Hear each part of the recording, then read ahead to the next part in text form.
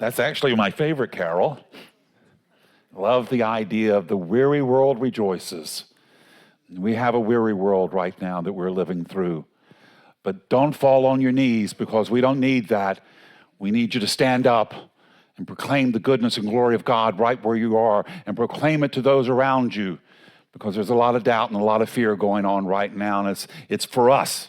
It's for us who know something better. It's for us to shine the light. And you've been called to do that. You're not here by accident. You're here because Spirit knew how powerful you were, and it knew that you were up to these times. So proclaim the goodness and glory of God made manifest through you. Now, my talk this morning is no room at the end. Every holiday season or so, they tell me the Hallmark Channel runs over 400 Christmas movies each year. They start them in August. And there's nothing wrong with them. There's nothing having a little bit of fun. But, in those movies, everybody's house is perfectly decorated. The table setting matches the throw pillows. Everyone has coordinated pajamas. And there's always a kindly grandmother sitting by the phone just waiting to dispense wisdom. And the biggest challenge in those movies is whether the small town animal shelter will be saved before Christmas Eve, or if the mean but misunderstood landlord will throw the puppies and kittens out to the snow.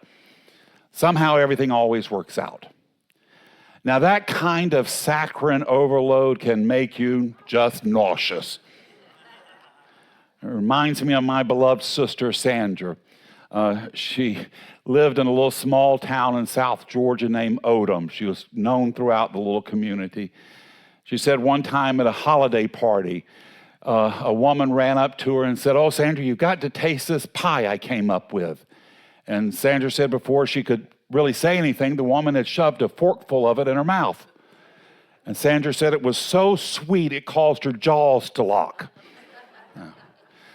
She said the texture was like mushy glue, and she was worried it was going to pull out a denture or filling. Yeah. She said before she could say anything, the woman told her, said, "You know how," she said, "after summer you always have extra squash?" She says, "I decided to make a squash pie." My Sandra said she thought to herself, well, you could have just thrown them out. So that's what sometimes the holiday is. We take something that's good, we add too much sweetness to it, and we make something that is overboard.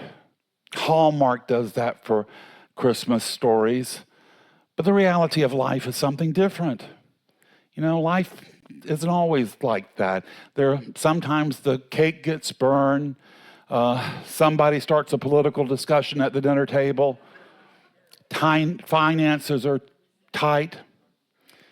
And sometimes there's an empty chair at the table.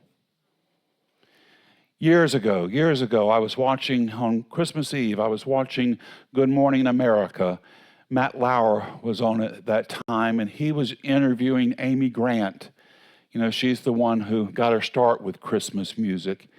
And he asked her, he said, "This must be your favorite time of the year."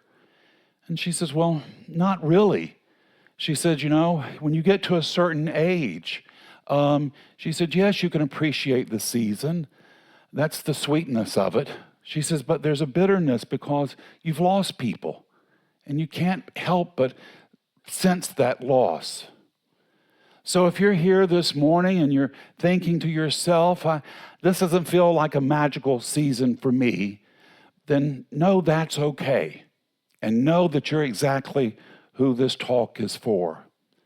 Because the reality is, in Scripture, the first Christmas was just a hot mess. It was a very young and very pregnant woman on the road with a new husband and an old mule. They had no safety net. They had no guarantee. And they didn't even have a place to stay.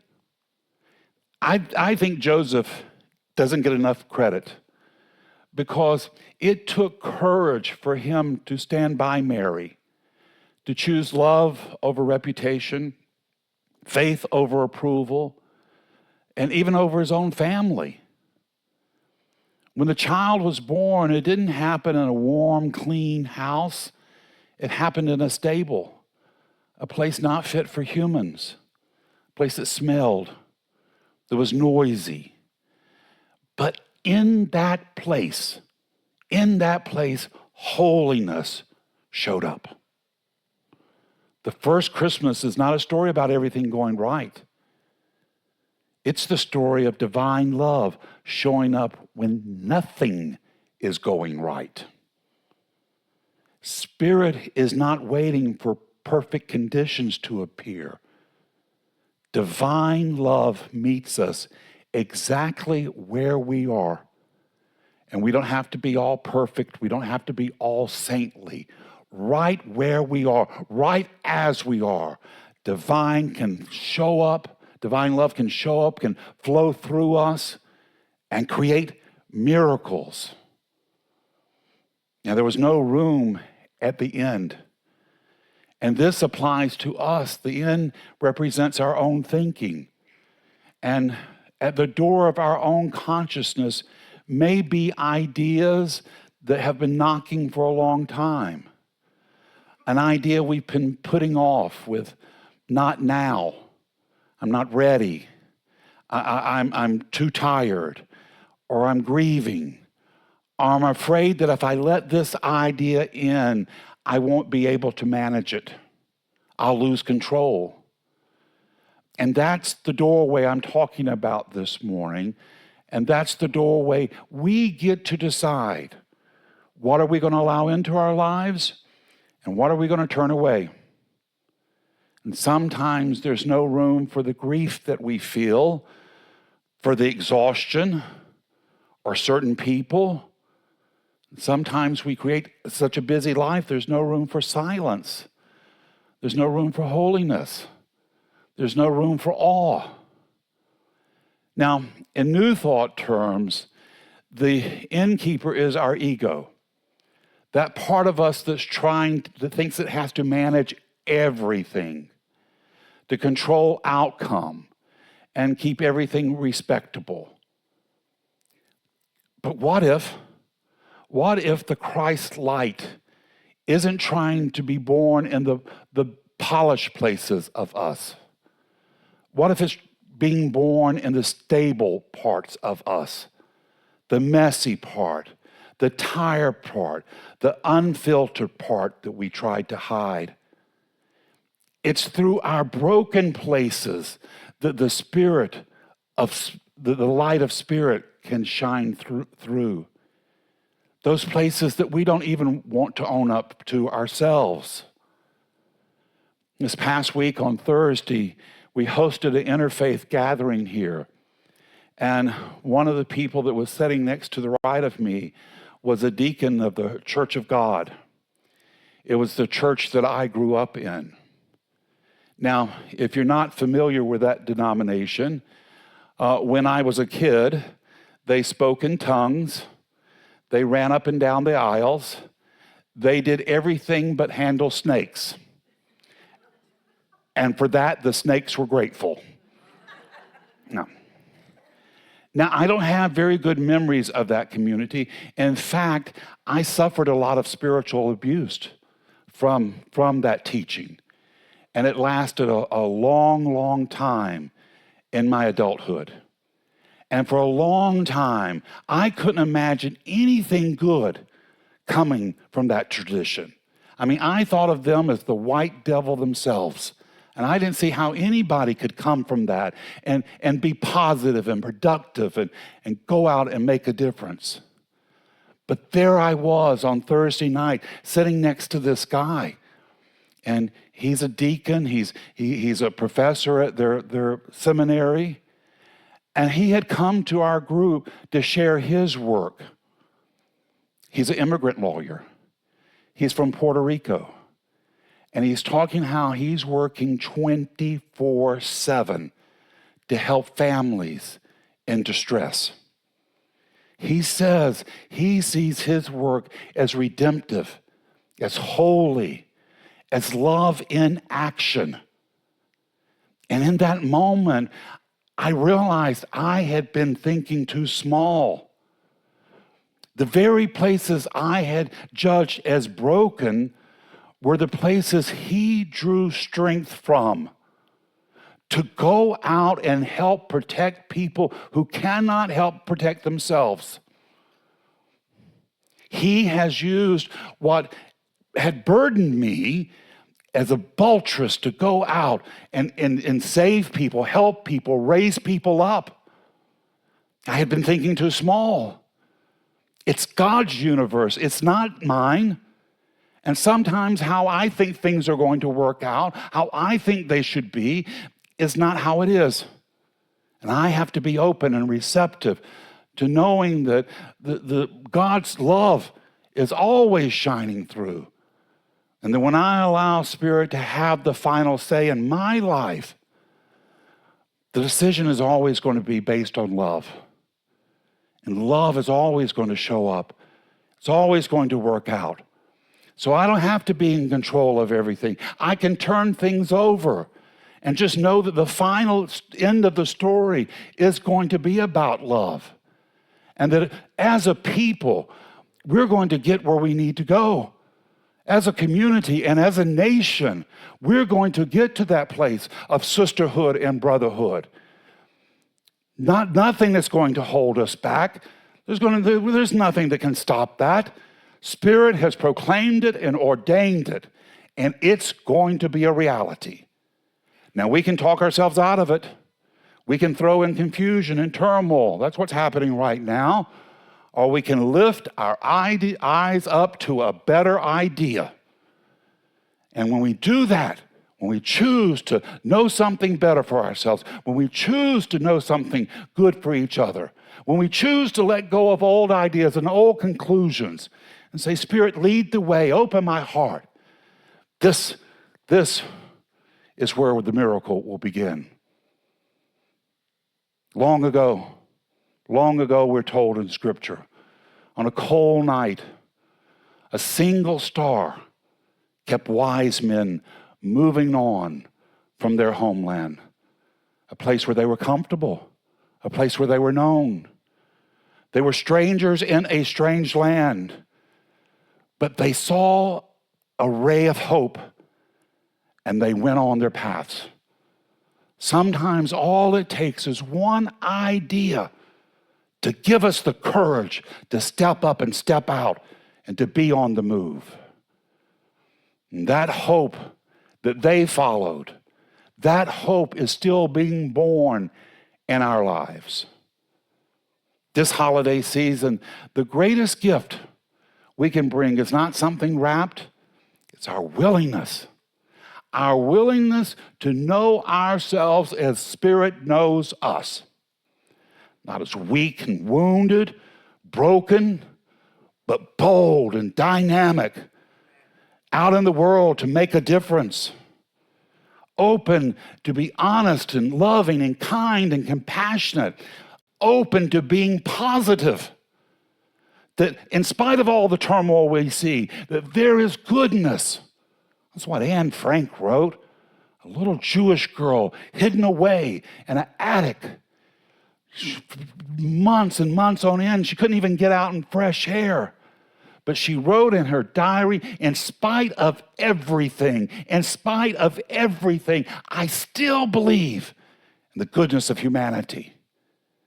If she could write that with broken pencils in a diary in an attic, what excuse do we have? What excuse do we have not to be out in the world? What excuse do we have not to drop our prejudice, drop our conclusions, drop our judgments, and to be out in the world, to lift up, to raise up, to make a difference? And when we do, Spirit is going to be with us. You see, there was no room at the inn because the innkeeper had closed their eyes and hearts to the possibility of a better day. A better day is coming. We've got to hold on to that idea. We've got to keep moving on. On Thursday night, the meeting had been so kind of full of emotion, and we were sharing what we were up against. And so it ended really, there was just kind of a negativity. And I felt that it was really necessary that we inject something positive. So I suggested we end with a prayer. And the moderator, who's a good friend of mine, she said, well, why don't you get up and do it? Teach me something. Well, no one's ever had to call me twice to the dinner table, and they've never had to call me twice to give a prayer. So I stepped up, and my prayer was that as a community and as a people, that this holiday season we were going to say yes to love. In the middle of our challenges, in the middle of all the turmoil we have around us, to say yes to love, yes to compassion, yes to kindness. See, there's no reason why we should be discouraged any more than the Jewish people were discouraged at that time, with the Romans in control of their country, the Romans in control of the very temple. But yet, even in that dark night, and even in the most unlikely of places, a bright shining star led the way to a child of hope. That hope is a better idea for ourselves, a better idea for the world. It's about saying yes in the middle of our busyness. It's about saying yes to the light that shines from our heart and soul. And even if we necessarily can't see the light, or even if we don't necessarily can believe in the possibilities. You see, those wise men, they traveled far, and it was just one star, one beam of hope that kept them going. They knew that when they found the child that they were looking for, they didn't know that when they found the child they were looking for, that it would grow up to change the world. Change the world not through force, but the power of love, through the power of an idea. See, the Romans had stormed in and took over their country. Might made right was their idea. Christ came up and he had something completely different. Love your neighbors. If someone hits you, turn the other cheek. And it's his idea that awakened the world. It's his idea that we need to step up to. And perfect love doesn't wait for perfection. It's born exactly when we make room for it. So our call this week, our call for this life, is to make room for love and compassion and joy, to make room for wonder and possibilities, to make room for a better idea that we can live in peace. We can have a nation that comes together in sisterhood and brotherhood, that we can be the light of the world, that we can call forth a new era, a new time, a new possibilities. It's what we have been called to do. Spirit has the faith in you to call you by name from stardust so you can be here this morning. And just as the angels sang for that child, they're singing for you. Singing for your greater possibility, singing for your talent, singing for your joy, singing for you to step up and step out and be the difference you've come to be. You'll never be happy. You'll never be satisfied until you become that powerful, bright light of God's possibility that Spirit knows you to be. This is the truth in your life this morning. It's the truth in mine, and so it is. Thank you. Thank you.